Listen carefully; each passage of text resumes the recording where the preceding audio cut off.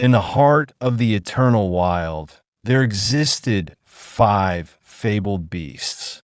Each of these beasts bore proof of their strength, heart, and sacrifice, but they are prepared to challenge one another in a final test of supremacy.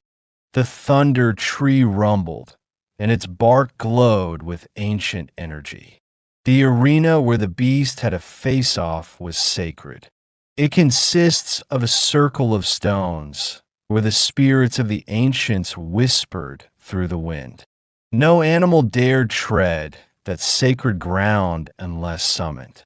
5 legends, the eagle, gorilla, lion, python, and buffalo, stepped into the arena's center, each hoping to leave with the crown of supremacy, and perhaps no one would go with it. The animals stood in a tense, silent circle. No roars, no boasts, only breathing deeply and ready for the battle. Then the wind shifted. One of the legends, the eagle, launched first with his claws stretched wide and wings slicing through the cloud. He dived toward the gorilla, thinking the gorilla was the weakest, but the gorilla leapt high into a tree, flipping midair and slapping eagle down with a branch tied like a whip. The eagle crashed into the stones, stunned. Then comes the lion. The lion roared, and the earth shook. He charged not at the gorilla, nor the eagle, but straight at the elephant, thinking it was the only beast that matched his size. The lion's claws clashed with the elephant's tusks. Roars cracked the sky. The lion's fury met the elephant's calm. Dust rose and blood flowed from the shadows. The python struck by biting the gorilla's leg. The bite was almost invisible in the chaos. The gorilla screamed, clutching the wound, but still fought on, leaping tree to tree, flinging rocks and sticks, confusing the others. The buffalo, mighty as the mountains, had pinned the lion with his massive paw, but a moment's distraction of watching the lion's fall gave the lion an opening. His claws raked the buffalo's side. Then blood poured like melted snow. The gorilla later regained strength, rose, and cried. He dove again, not at the eagle, nor the lion, but the python, striking with the fury of a wounded lion. But the serpent coiled upward, teeth bared, and tore through the gorilla's twisty body.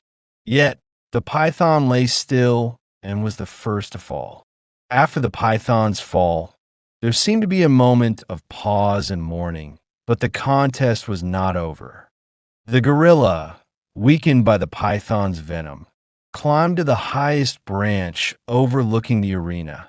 "I could run," he muttered, "but what kind of legend flees from fate?"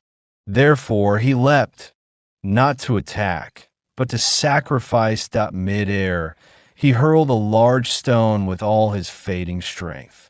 It struck the lion in the eye, sending him into a wild frenzy. Blinded and furious, the lion pounced upward, grabbed the gorilla mid-fall, and crushed its jaws.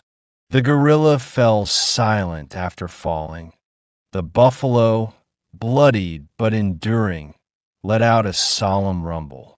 He wrapped his massive arms around the wild lion, lifting him off the ground in a bear's crushing grip. Shumba slashed wildly, cutting into the buffalo's side, and they both tumbled into the stone wall, shaking the ancient arena. The eagle, still circling above, let out a final cry and dived. He dived this time, not for glory, but for peace. His talons pierced the buffalo's neck, just as the lion's claws tore open the eagle's belly. Therefore, all 3 legends collapsed in a heap of feathers, fur, and fading breath. To the end of it all, the circle of legends fell silent. No victor, no cheer, only stillness. The thunder tree groaned, and its leaves fell like tears. From the edge of the forest, animals watched. Deer, wolves, elephants, hyenas, owls, and more, creatures of prey and predator alike, stood side by side. The message was clear. No one had won. The crown of supremacy had cost them everything. But as the years passed, the stones remained. Young animals gathered to hear the tale of the five legends. Each of them was noble and flawed, but believed they were right.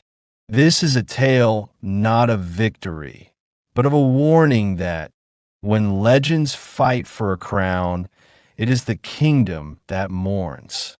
And so, the crown of supremacy lies untouched beneath the thunder tree, not as a prize, but as a serious marker for the five legends who could have ruled together but chose to battle alone.